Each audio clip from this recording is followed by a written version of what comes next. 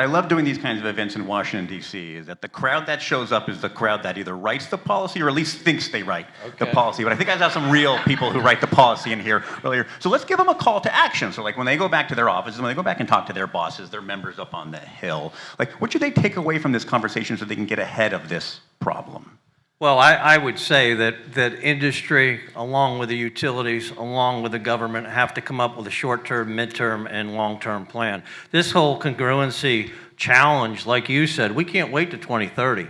I mean, demand is coming, and as Deborah said, as much as 100% by 2050.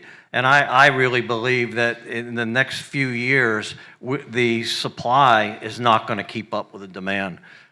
And I would ask the people to go back and think about transmission lines, the distribution, and what all that means. Yeah, Deborah, what's your marching order? They got the first parts of the bill. They began the journey. What's next?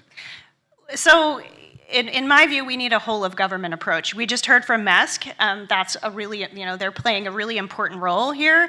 But so does DOI, so does the Department of Commerce, so does Treasury, so does EPA, so does USTR. And so I really think to get ahead of this, we need a whole of government approach. There are some bills that are moving through Congress on both the House and Senate side. And in fact, our next speaker is the author of one of those, who can talk a little bit about it. So the good news is we're starting to pay attention. There are agencies that are taking action. The legislators are starting to look, but it's a problem that we need to solve over the next decade. Yeah, so